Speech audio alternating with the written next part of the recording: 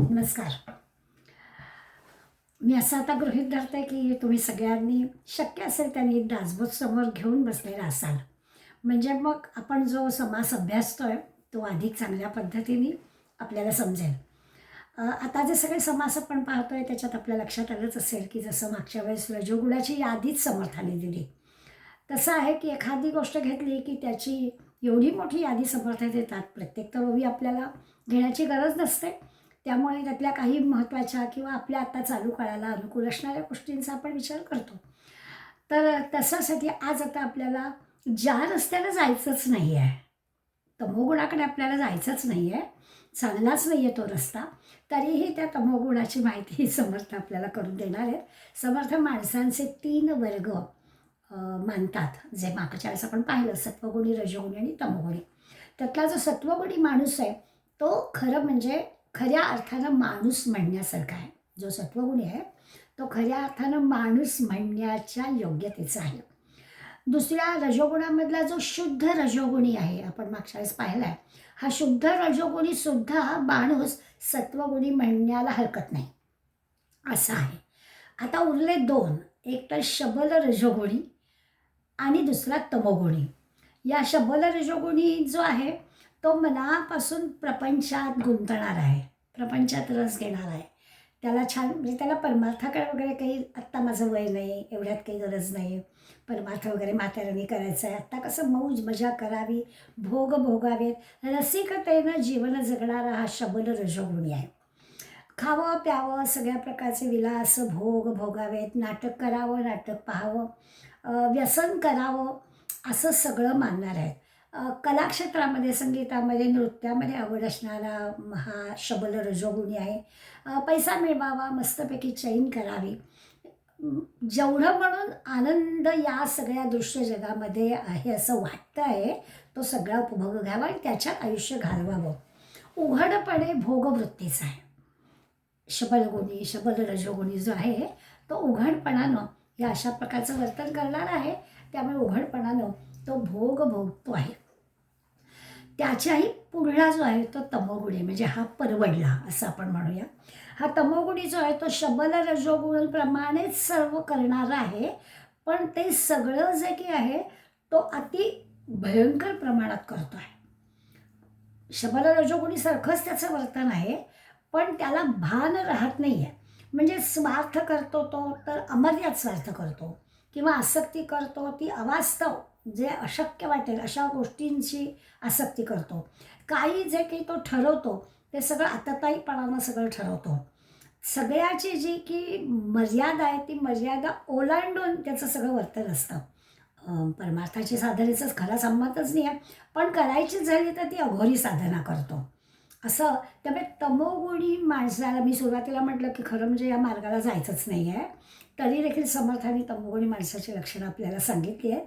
तर या माणसाशी मैत्रीसुद्धा करायची नाही, म्हणजे कठीणच असतं मैत्री करणं. नाईलाजानं त्याला माणूस म्हणावं लागतं एवढंच. अशा या तमोगुणीचा विचार समर्थाच्या समासात करणार आहे. सगळा जो समास आहे म्हणजे अगदी 38 ओव्यांपर्यंत मोठीच यादी दिली आहे. तमोगुणी माणूस कसं वर्तन करतो त्याची आपल्याला गीतेच्या सगळ्या म्हणजे 13व्या 14व्या 17व्या 18व्या सगळ्या अध्यायांची आठवण होईल. कारण त्या सगळ्यांमध्ये तमोगुणाचं वर्णन केलेलं आहे. श्रद्धात्रयमध्ये पण तमोगुणी सांगितलं आहे, गुणत्रयमध्ये पण सांगितलं आहे, आणि मोक्षसंन्यास या 18व्या अध्यायात पण पुन्हा एकदा तमोगुणी माणसाचं सगळ्या वर्णन, म्हणजे अगदी तमोगुणी माणसाचं सुख कसं असतं ते पण त्यांनी आपल्याला सांगितलं आहे. तर त्या सगळ्याचा थोडासा किंचितसा आढावा घेत घेत आपण समर्थांची ती यादी पाहणार आहोत.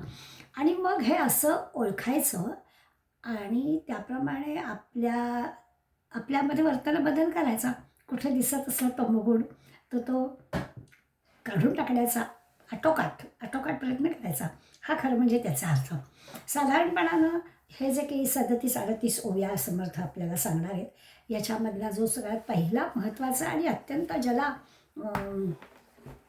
समर्थ आहे भगवंतानी तर वर्णन असं केलं आहे की तो असणं म्हणजे सर्वनाशच आहे. क्रोधात भवती सम्मोहात, सम्मोहात स्मृती विभ्रमात, स्मृतिभ्रंशात बुद्धिनाशो, बुद्धिनाशात विनश्यते. एक क्रोध जर असेल तर त्या क्रोधामध्ये नाशच होणार. त्यामुळे हा क्रोधी जो आहे, या क्रोधी माणसाला तामस वृत्तीचाच म्हणायला पाहिजे. कारण एकदा राग आला की त्याला सगळ्याचा विसर पडतो. जन्मदाते, भाऊ, बहीण, मोठी माणसं, गुरुजन वर्ग, तो कोणाला ओळखत नाही. रागाच्या भरात कुणाचंही काहीही तो करतो. असा हा जो क्रोध आहे, तो या तमोगुणी माणसाचा अनावर होतो असं ते सांगतात. तो क्रोधी माणूस कोणाला आवडतच नाही. पिसाट होतो, समर्थ म्हणतात.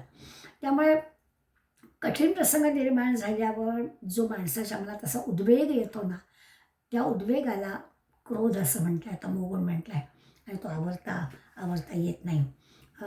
आता समर्थांनी त्याची 5-6 ओव्या दिल्यात. आपण काही सगळ्या नको घेऊया. पहिल्या 5 ओव्यांमध्ये समर्थ सांगतात, शरीरी क्रोध भरता, न ओळखे माता पिता, बंधू बहीण कांता, ताडी तो तमोगुण. आता हे तर आपल्याला सिनेमा नाटकातून, व्यसनी माणसाच्या चरित्रातून आजूबाजूला दिसणारी गोष्ट आहे की त्याचं भान हरपतं. त्याला जे हवं आहे ते मिळवण्यासाठी तो काय वाटते त्या थराला जातो असं दिसतं. दुसऱ्याचा प्राण घ्यावा, आपला आपण स्वय द्यावा, विसरवी जीव भावा तो तमोगुण. काय करतोय ते भान नाही. दुसऱ्याचा प्राण घेतो आणि आपला पण प्राण द्यायची वेळ आली तरी देतो. म्हणजे तो चांगल्यासाठी नाही देत, त्याला भानच राहत नाही की आपण काय करतो आहोत. अशा प्रकारचा हा क्रोध असणारा तमोगुणी माणूस आहे. पुढल्या ह्याच्यामध्ये समर्थाने आपल्याला आणखीन तमोगुणाची लक्षणं सांगता आलं. असं म्हटलं आहे की याला अखंड भ्रांती पडे. हा ना गोंधळलेलाच असतो. म्हणजे काय होतं की तो एखादा काही निश्चय करतो तर त्या निश्चयाशी तो राहतच नाही. सगळं गोंधळातच सगळं काम असतं. केला निश्चय बिघडे, तरी केलेला निश्चय टिकत नाही. ठरवतो पण प्रत्यक्ष कृती घडत नाही. तिसरी गोष्ट, अत्यंत निद्रा आवडे, झोप्रिय आहे. आणि याला तमोगुणी म्हटलं. काही सांगा, काही श्रवण केलं तरी त्याला सारखा संशय येत असतो. त्यावेळी तो गोंधळातच असतो, तो भ्रमातच असतो.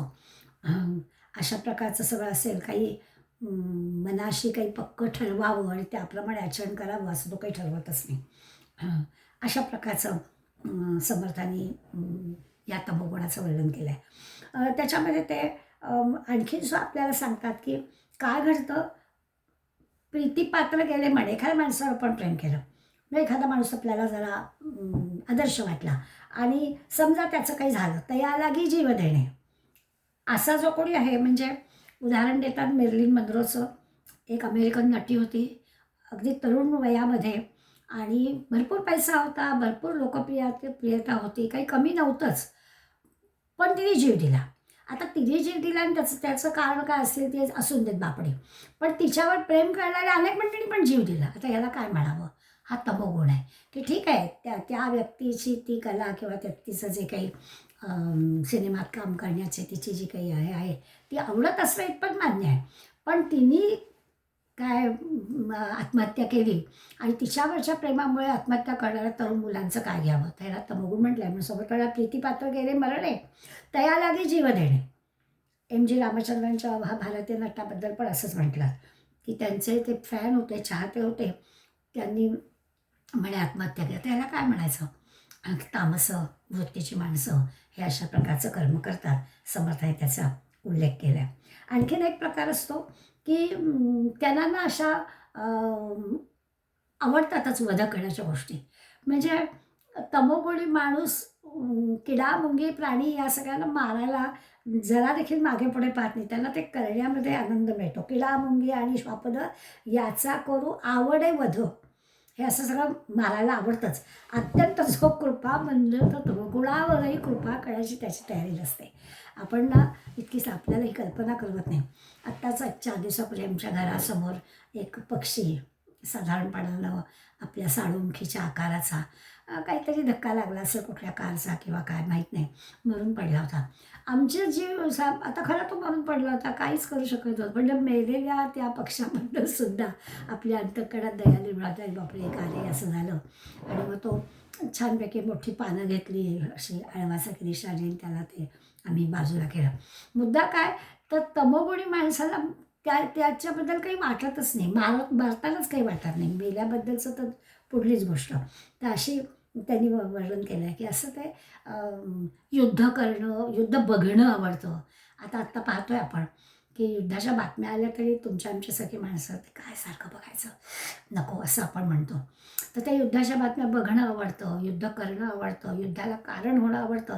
ही सगळी तामसी वृत्ती आहे. समर्थ सांगतात युद्धाचं डोळा युद्धाची पाहावे, रण पडिले तेथे जावे. आवडीचंच काम असेल तमोगुणी माणसाला हे असं युद्ध करणं आवडतं असं पण ते आपल्याला सांगतात. आणखीन एक मुद्दा सांगता आहेत की आणखीन कशा प्रकारचे लोक असतात. तर म्हणे मत्सरे भक्ती मोडावी, देवालये विघडावी. देवालय पाडणं, आता हे तर आपण हिंदू मंडळींनी इतिहासामध्ये नोंदी आहेत आपल्या. आज इतक्या वर्षांनी आपल्याला अयोध्येचं राम मंदिर बघायला मिळालं. परंतु आपली अनंत मंदिरं पाडून तिथे ती नुसती मंदिरं पाडणं आणि त्यांचे देवभ्रष्ट करणं, अशा अनंत गोष्टी इतिहासामध्ये आपण वाचलेल्या आहेत. हे सगळं समर्थांनी प्रत्यक्ष पाहिलं आहे. त्यामुळे त्यांनी या तमोगुणामध्ये त्याचं वर्णन केलं आहे की हे असं मंदिरं पाडणं, मत्सरे भक्ती मोडावी, देवालय विघडावी. किती मत्सर, तो तुमचा देव मग आम्हाला नकोच, तो आम्ही तो मोडून फोडून टाकणार. आणि मग अगदी आमच्या देवाला पायऱ्यांशी सुद्धा न ठेवणं, गोमुखाला असे हे लावणं, गटाराला आमच्या देवांची तोंडं लावणं, अशा प्रकारची जी कृत्य आहेत ही सगळी तमोगुणी कृत्य आहेत. आणि ती समर्थांनी त्यावेळेला प्रत्यक्ष बघितली ती, आणि ती बघितली असल्यामुळे त्याचं वर्णन करणं स्वाभाविकच आहे. फळती झाडे तोडावी, तो तमोगुण. चांगलं झाड फळलं आहे. रस्ते रुंदीकरणामध्ये आणि इमारती बांधण्यामध्ये किती किती विहिरी बुजवून टाकल्या गेल्या, किती किती झाडं, फळती झाडं, अनेक वर्षांची फळती झाडं कशी तोडून टाकलेली गेली. हे जे आहे तमोगुणी लक्षण आहे असं समर्थ आपल्याला सांगतात. खूप उदाहरणं समर्थाने दिले. सत्कर्मे नावडते, चांगलं काम करायला आवडतच नाही आपल्याला. नाना दोष ते आवडते, जिथे जिथे काहीतरी दोषयुक्त आहे तेच आवडतं. पाप भय नाही चित्ती, पापाचं भयच नाही. आपण काहीतरी चुकीचं वागतोय आणि हे चुकीचं वागण्याचे परिणाम आपल्याला भोगावे लागतील असं काही मनात सुद्धा येत नाही. त्याला काय करावं.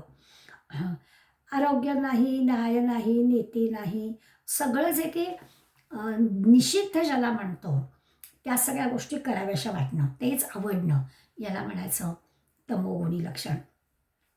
म्हणजे परहत्या करणं हे तर आहेच, पण असं दुसऱ्याला त्रास देणं असा जो काही स्वभाव आहे. आपल्याला वाटतं की ही यादी दिली समर्थांनी म्हणजे अशा घटना घडल्या नाहीत का हो. वेण्णास्वामीच्या चरित्रात आपल्याला प्रसंग बघायला मिळतो. वेण्णासारखी बालविधवा मुलगी, तिच्या जीवनामध्ये आता खरं काही राहिलं नाही आहे, आणि अशी मुलगी केवळ मंदिरामध्ये कीर्तन प्रवचनाला जाणारी, आणि तिच्यावर सुद्धा गावातल्या लोकांच्या दडपणाने विषप्रयोग आईवडिलांना करावा लागला ना. समर्थांसारखे सद्गुरू मिळाले म्हणून ही पोर वाचली आणि समर्थ संप्रदायामध्ये ती मिळाली, हा भाग वेगळा, हे तिचं परमभाग्य. परंतु समाजाचा इतका त्याच्यावरती हा असावा की ही मुलगी तिथे जाती आहे, तिचं गैरच कृत्य आहे, ही आता बालविधवा होणं हा तिचा दोष आहे का. ती गैर ठिकाणी तर जात नव्हते ना. पण समाजाचा काही विचारच नाही.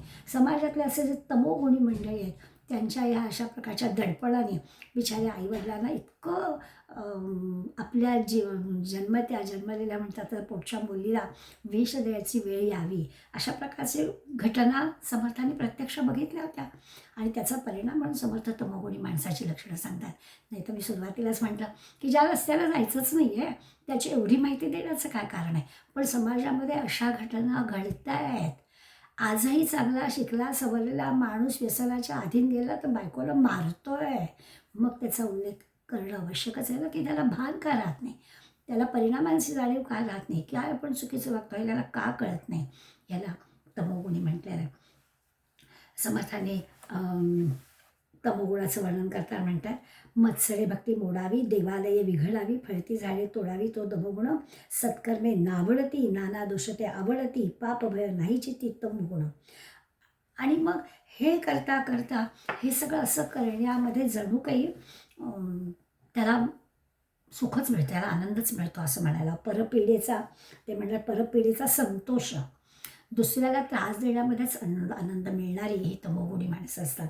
म्हणून पुढे त्याचंही वर्णन केलं आहे. आणि आणखीन एका भागामध्ये समजा चुकून काही या माणसाला काही देव आहे असं वाटावं किंवा परमार्थ काही करावा असं वाटावं, काही साधना करावी असं वाटलं, तर तो काय प्रकारचं करतो साधना त्याची पण. खरं म्हणजे त्याला भक्ती घ्यावी, नावडे भक्ती, नावडे भाव, नावडे तीर्थ, नावडे देव, वेदशास्त्र न लगे सर्व तो तमोगुण.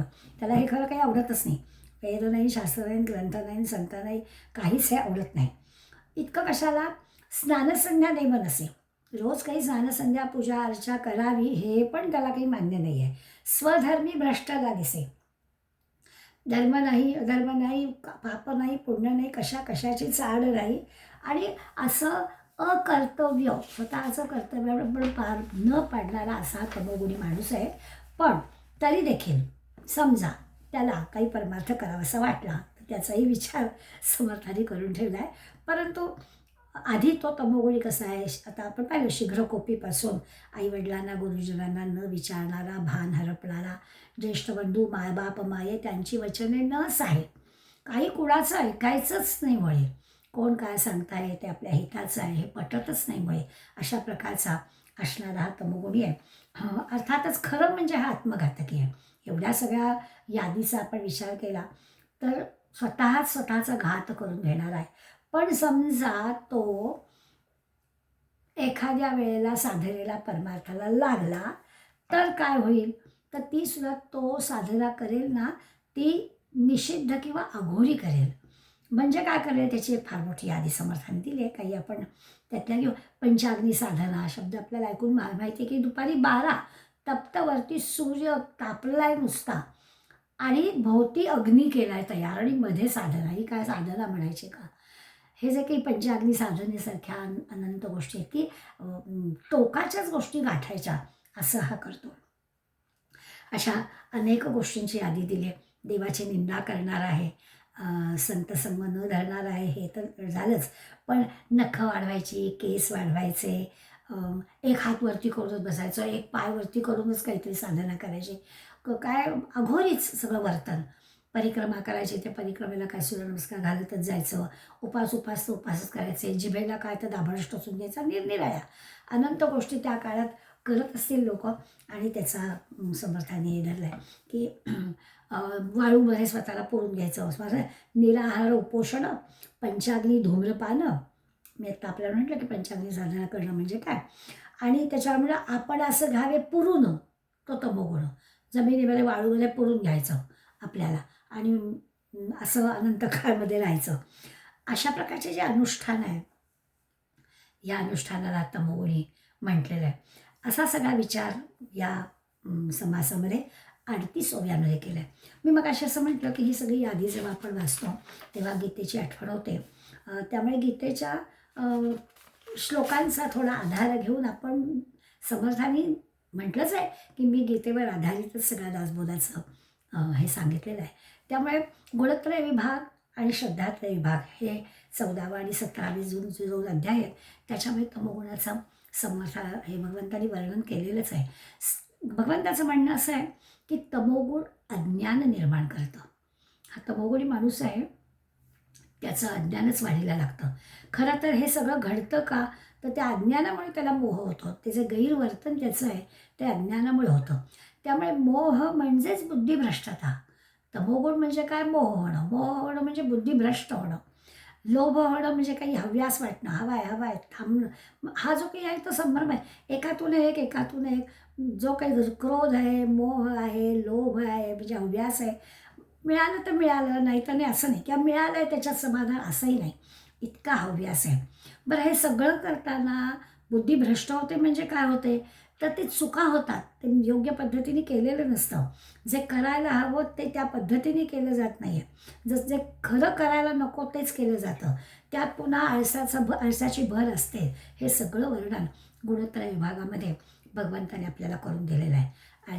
आळशी माणूस जो असतो त्या आळसामुळे मंदपण येतं, निद्रा येते आणि दुश्चित्त. समर्थाने पण आपलं सांगितलं आहे की आळसाने माणसाचं चित्त दुश्चित्त होतं, असं घडतं. अशा सगळ्या एकातून एक वाढत जाणाऱ्या गोष्टी आहेत. आणि तमोगुणी माणसाचा नाश होतो. पण त्याला ते कळतच नाही, असा त्याचा अर्थ. आता त्याचा जो परिणाम आहे तो आपल्याला या समासात सांगणार आहेत. जन्म मृत्यूचं चक्र सुटत नाही. आपल्याला पुन्हा पुन्हा आध्यात्मिक ग्रंथ आहे त्यामुळे तिकडे वळायचंच आहे. ही एवढी मोठी तमोगुणाची यादी दिली, चुकीचा मार्ग कसा आहे तो आपल्याला सांगितला. तो चुकीचा मार्ग आपल्याला कळावा. आपल्याकडे कुठे जरी एवढासा कण असला तर तो घालवण्याचा प्रयत्न करावा. यासाठी एवढी यादी दिली आहे. आणि मग ह्याचं खरं उपयोजन काय?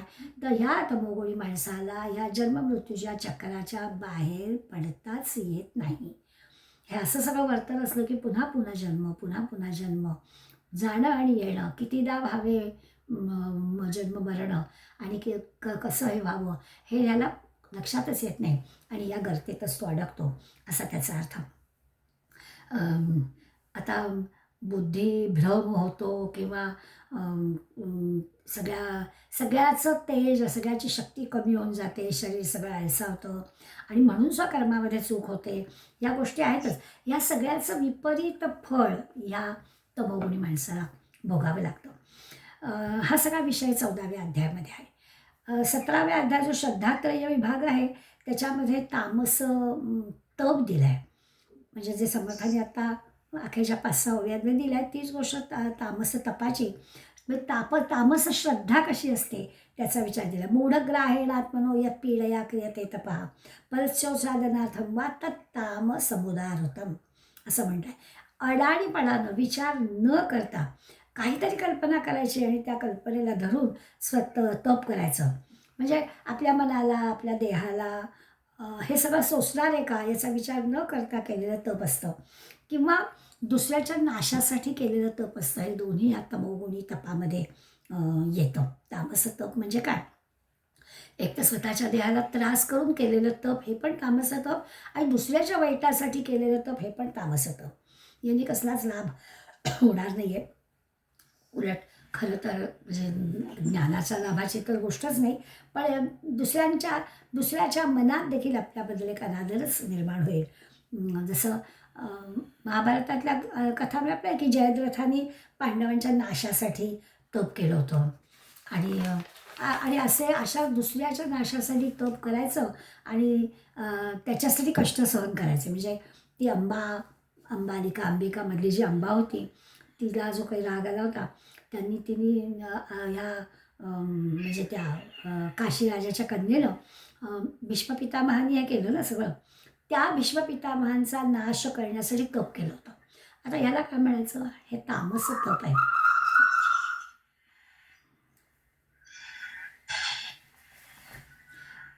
अनुराधा जरा ऑडिओ बंद करा. तर असं दुसऱ्याच्या त्रासाला जर आपण हे केलं तर ते तामस तप आहे असं समर्थ आपल्याला सांगतात. हे चालू आहे, ऑडिओ चालू आहे. माधुरी, ऑडिओ चालू राहिला आहे. हां, थँक्यू. दुसऱ्या एका गीतेच्या 18व्या अध्यायाचा आपल्याला उल्लेख केल्याशिवाय या तामस तपाचं हे कळणार नाही. 18व्या अध्यायात नाव आहे मोक्ष संन्यास.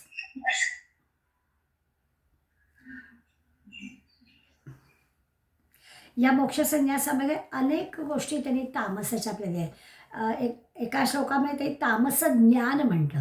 म्हणजे आधी या तामसी माणसाजवळ ज्ञान नाही, हां, पण तरी देखील भगवंत सांगतोय की तामस ज्ञान कशाला म्हणायचं?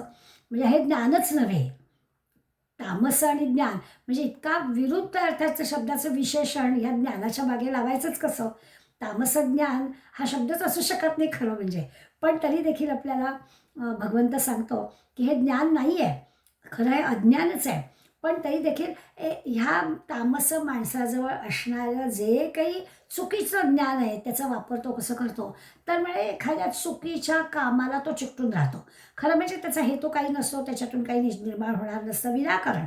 एखादी गोष्ट करायची आणि ती त्याच्या इतकं मागे लागायचं आणि तेच कसं बरोबर आहे असं दाखवायचं.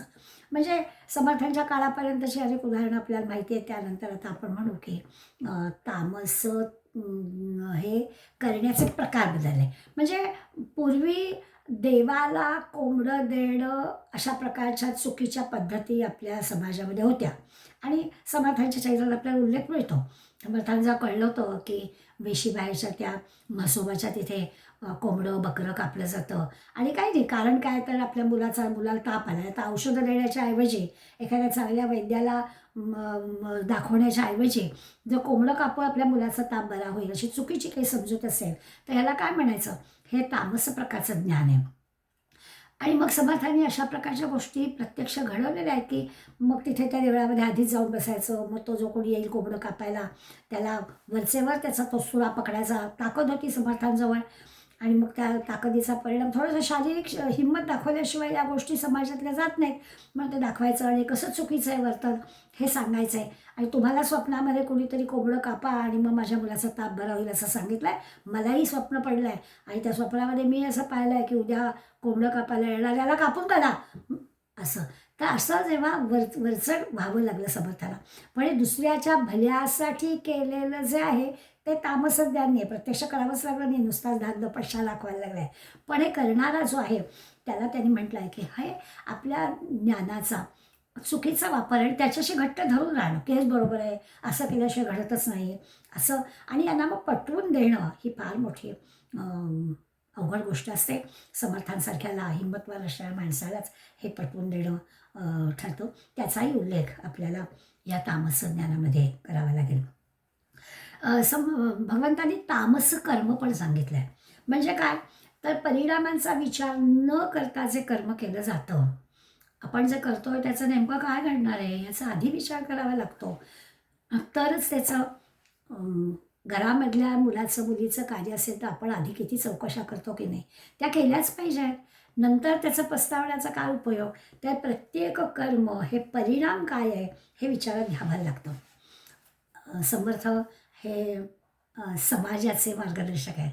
त्यावेळी समर्थांनी हा विषय मांडताना त्यांच्या मनामध्ये काय होतं तर खरंच आहे त्या काळामध्ये ज्या सवलती दिल्या जात होत्या मुसलमान सरदारांना आणि त्याचा जो काही परिणाम काय होईल याचा विचार जर केलेला नसेल तर काय घडणार याचा विचार अगदी स्वातंत्र्यानंतर सुद्धा विचार केला तर आपल्याला कळेल की आपल्याला आपल्या देशाचे तुकडे झाले.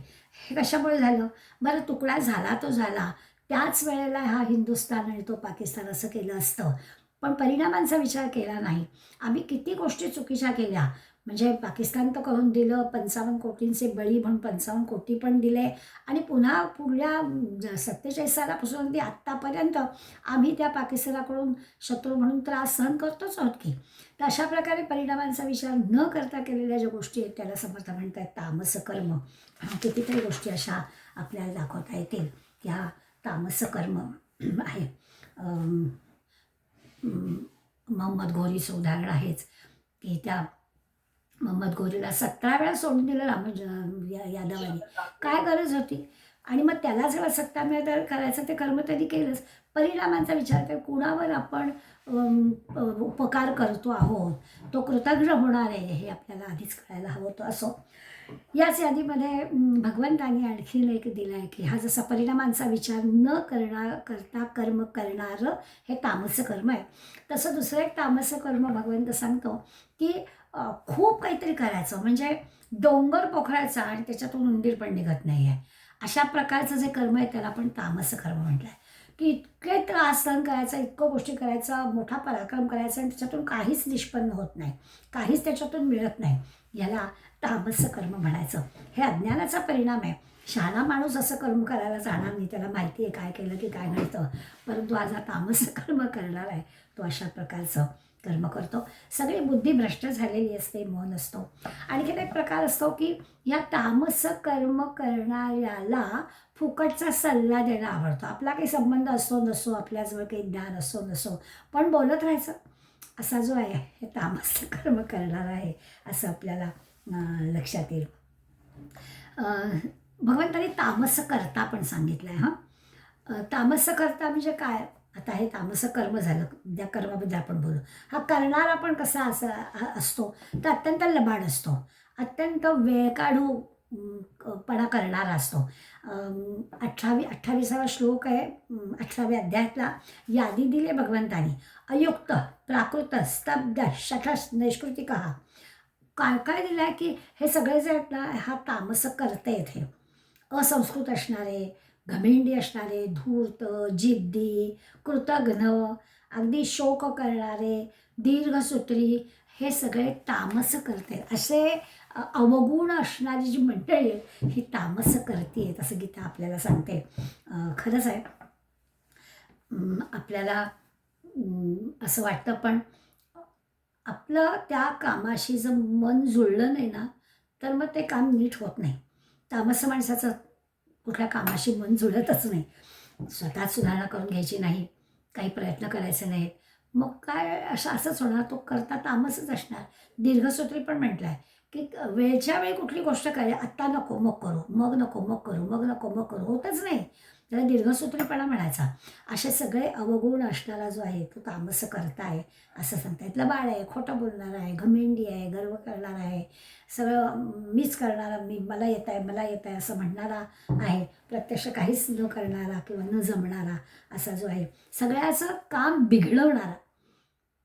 मला येत आहे मला करायचं, दुसऱ्याला करू द्यायचं नाही असं दुसऱ्याचं पण काम बिघडवणारा असा हा तामस करता आहे असं पण इथं आपल्याला सांगते. म्हणजे अगदी छोट्या छोट्या विचारांपासून मोठ्या मोठ्या विचारांपर्यंत गेलं की हा मुद्दा आपल्याला प्रकर्षाने जाणवतो. दुसऱ्याला त्रास देणं म्हणजे काय, इतिहासाकडे डोकावून पाहिलं तर आपल्याला कळेल की आपल्या देशामध्ये काड्यापेटीमध्ये 9 वार कापड घडी केलेलं राहील अशी मलमल तयार करणारे, हाताने तयार करणारे कारागीर होते. पण दुष्ट मुसलमानांनी बोटच कापून टाकल्याचे उल्लेख आपल्याला वाचायला मिळतात की ती कला अंघाती असणाऱ्यांना पूर्ण उद्ध्वस्तच करून टाकायची, त्यांची बोटच कापून टाकली असं दिसतं. उत्तम उत्तम शिल्प आपल्याकडे होती, उत्तम उत्तम मंदिर आपल्याकडे होती, उत्तम उत्तम कलाकृती आपल्याकडे होत्या, त्या सगळ्या नष्ट करण्याचं काम आपल्याकडे केलं. शनिवारवाडा इंग्रजांनी जाळला. हे जे काही आहे ना, हे सगळं तामस करतायत म्हणून मुद्दाम. आणि दासबोध वाचताना हे का आपल्याला आठवतं, कारण समर्थ हे राजकारण करणारे, छत्रपती शिवाजी महाराजांना तयार करणारे संत आहेत. त्यामुळे असं तुमच्या आमच्या रोजच्या सामान्य माणसापेक्षा त्यांची जी दृष्टी आहे ती वेगळी आहे. त्यामुळे ते आपल्याला सांगता येते. अशा प्रकारचा दुष्टपणा, दुसऱ्याला त्रास देणारा हा तामस करताय. कशाचाही विषाद वाटत नाही आहे, काही आपण चुकीचं करतो आहे तसं वाटतच नाही आहे, असा जो आहे हा तामसी करताय. खरंच आहे. म्हणजे आज आता आपल्याला कळत आहे, पण त्याच वेळेला जर काश्मीर प्रश्न सोडवला असता तर आपण जे पुढे 75 वर्ष सहन करतो आहे ते आपल्याला सहन करावं लागलं नसतं. सगळे प्रश्न असे दीर्घसूत्री लांबणीवर टाकायचे आणि मग परिणाम त्याचे काय होतील याचा विचार करायचा नाही. तामसी बुद्धी असते, तामसी कर्म आहे, तामसी करतायत, अशी तामसी बुद्धी पण आहे. तामसी बुद्धी म्हणजे काय, जे अधर्म आहे, जे अयोग्य आहे, जे शास्त्राला धरून नाही आहे तेच बरोबर आहे असं मानणारी जी बुद्धी आहे, विपरीत अर्थ लावणारी जी बुद्धी आहे त्याला तामसी बुद्धी असं म्हणजे करू नये ते करणं, शास्त्राला धरून नसणारं, अज्ञानाने झालेलं असतं कदाचित म्हणजे हे जसं आपण दुधाचं उदाहरण घेतलं तसं लक्षात येईल की तो खरा अधर्म होता ना, चुकीच्या पद्धतीने चाललं होतं. पण युधिष्ठिर दूध खायला थांबला, त्यावेळेला त्या युधिष्ठिराची ती बुद्धी तामसी बुद्धीच होती. खरं म्हणजे त्यांनी दूध खायला मान्यताच द्यायला नको होती, कारण ती फसवणूक चालली होती, चुकीच्या पद्धतीने चाललेलं होतं, अधर्म चाललेला होता. तर अधर्म असून सुद्धा युधिष्ठिराने तो धर्म मानला, तर तो जो आहे ती तामसी बुद्धी आहे. सावरकरांनी मुसलमानांच्या वागणुकीचा योग्य अर्थ त्यावेळेलाच आपल्याला सांगितलेला होता, पण आपण तो ऐकला नाही. राज्यकर्त्यांनी विपरीत अर्थ लावला, विपरीत अर्थ काढले त्याच्यातून. नंतर कालांतराने सावरकरांचं सांगणं कसं बरोबर आहे हे लोकांना पटलं, तो भाग नंतरचा, पण त्यावेळेला असं झालं. त्यामुळे अधर्मानं वागणाऱ्या शत्रूवर दया करणं हा काही धर्म नाही आहे, हे अधर्माने वागणं आहे, हे तामस कृत्य, ही तामसी बुद्धी, अशा प्रकारचं वर्तन करणं ही तामसी बुद्धी आहे असं कळेल आपल्याला.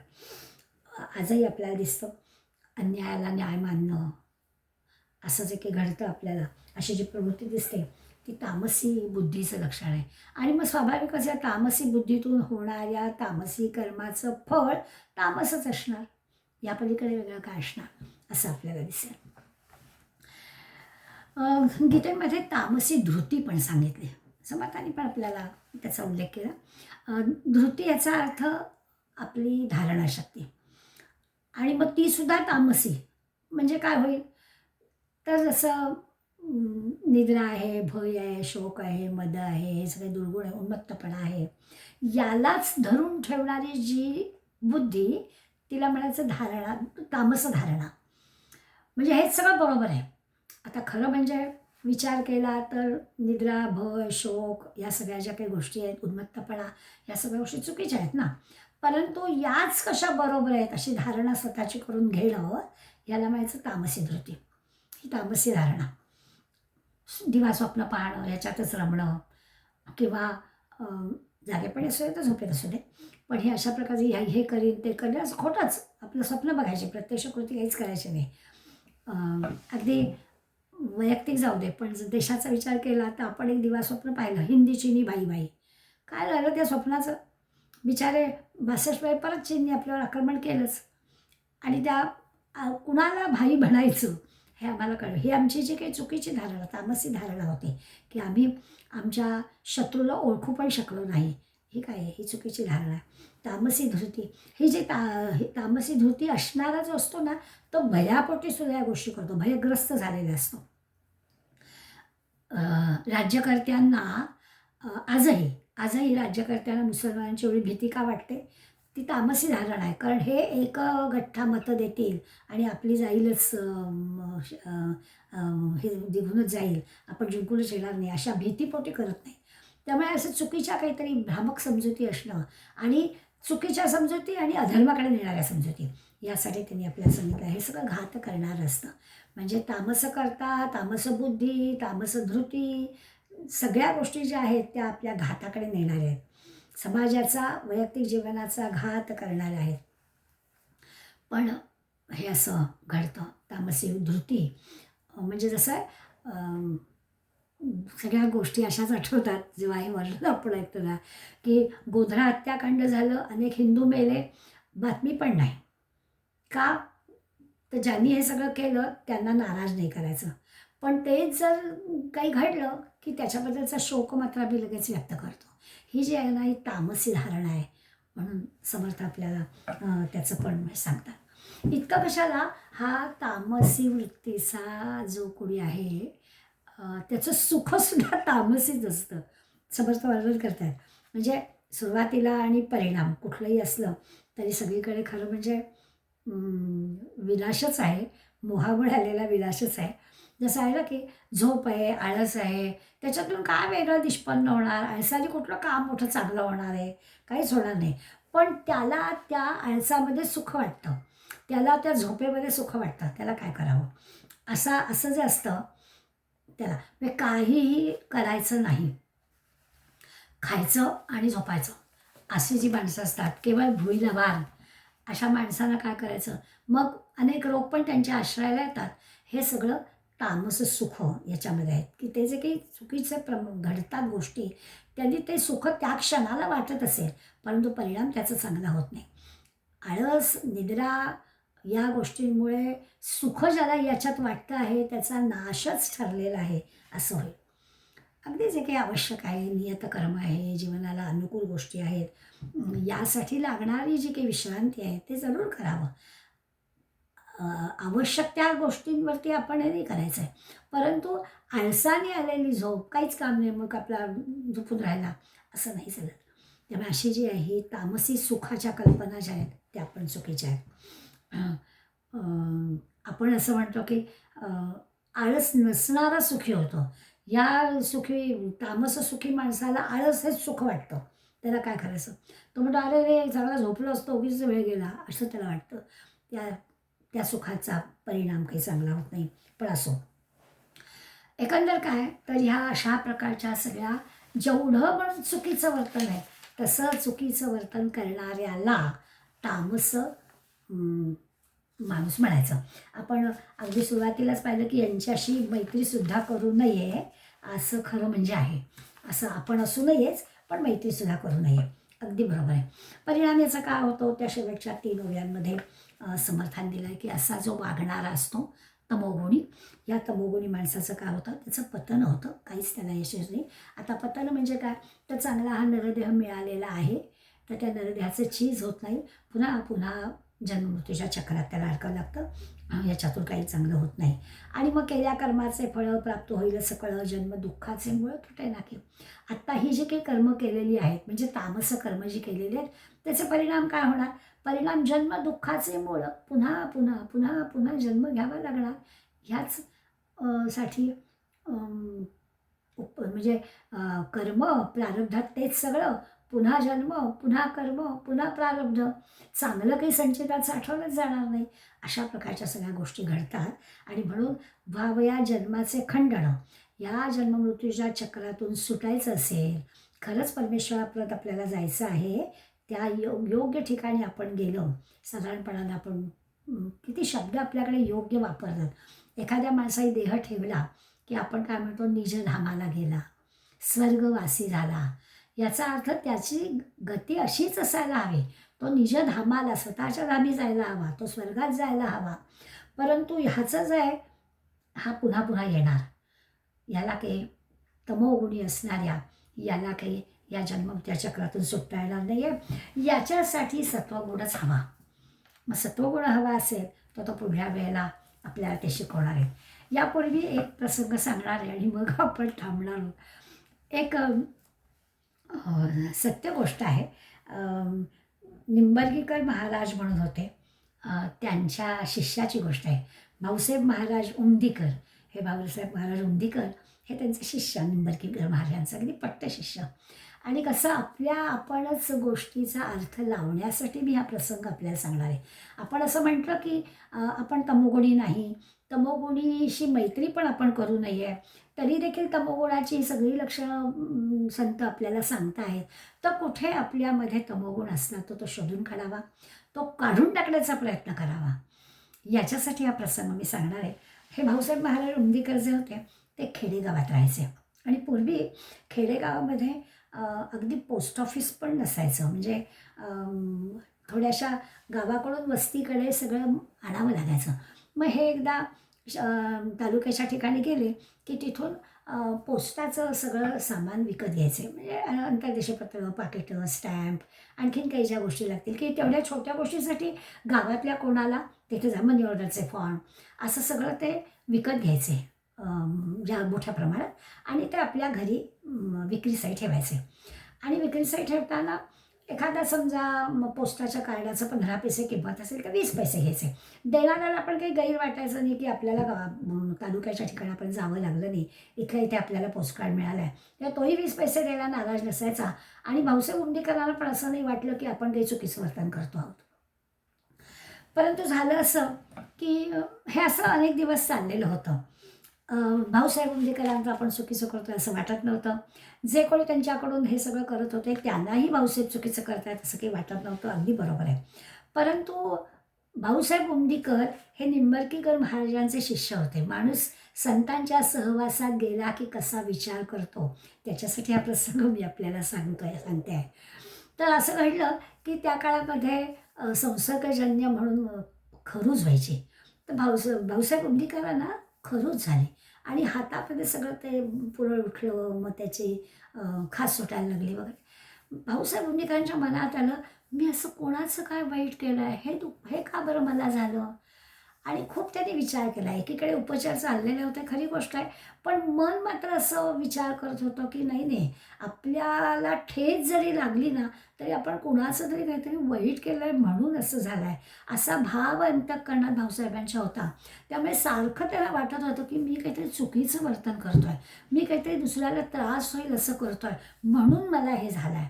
आणि मग एका क्षणात त्यांच्या मनात आलं की अरे, मला जेवढे पैसे, बरं मी ह्या कामासाठी काही तालुक्याच्या ठिकाणी जात नाही, मी माझ्या काही वैयक्तिक कामासाठी तालुक्याच्या ठिकाणी जातो, एकदम सगळ्या वस्तू खरेदी करतो आणि इथे आणून लोकांच्या सेवेसाठी देतो, तर मी याच्यातून का बरं 2-5 पैसे जास्त काढतो आहे? हा काही माझा व्यवसाय नाही आहे. आणि मग त्या दिवसापासून त्यांनी हा बदल केला. जेवढी किंमत होती तेवढ्याच किमतीला त्यांनी या सगळ्या वस्तू लोकांना द्यायला सुरुवात केली. मनाला तर समाधान झालंच, पण त्यांच्या एकदम सगळ्या जखमा कोरड्या होऊन गेल्या आणि ही सगळी गोष्ट त्यांनी आपल्या मनाला जे वाटलं, भावलं, आपण केलं आणि हेच कारण कसं होतं, हे सगळं आपल्या गुरूंना म्हणजे निंबाळकीकर महाराजांना जाऊन सांगितलं. महाराज त्यांना असं म्हणाले, "तुझं तुला कळलं ना, छान झालं." या सगळ्यात आलं. सद्गुरूसुद्धा झाला, तरी सत्शिष्याला तू हे चुकीचं करतो आहेस असं सांगितलं तर त्या सत्शिष्याला सुद्धा पटेल असं नाही. तुझं तुला कळलं ना, बरं झालं. हे उद्गारच सांगताहेत. तेव्हा आपण आपल्याला स्वतःला कसं तपासायचं यासाठी ह्या तमोगुणी माणसाच्या लक्षणाची यादी समर्थाने आपल्याला दिली, की असं तपासायचं स्वतःला की आपण काही चुकीचं करतोय का? किंवा दुसरं तपासायचं की मला काही दुःख सहन करावं लागलं की माझी काही चूक नाही आहे. हां, आता गॅसचं भांडं उतरताना घाई गडबड झाली आणि चटका बसला तर चूक आपलीच आहे ना. पण काहीच माझी चूक नाही आहे तरी मला असं का बरं झालं? असा प्रश्न स्वतःच्या मनाला विचारावा आणि आपण आपला कुठे काहीतरी चुकतंय का हे शोधून काढावं. यासाठी तमोगुणाची यादी समर्थाने आपल्याला दिली. 41च ओव्यांचा हा समास आहे. 37 ओव्या नुसती यादीच आहे आणि म्हटलं तसं की ज्या रस्त्याला जायचं नाही त्या रस्त्याचं एवढं वर्णन समर्थाने केलं आहे. पण याच्यातून आपल्याला खरं बाजूला व्हायचं असेल तर आपण माणूस ज्याला म्हणावं तो खरा म्हणजे सत्वगुणीच. त्या सत्वगुणाचा अभ्यास आपल्याला पुढल्या समासात करायचा आहे. आज इथेच थांबूया.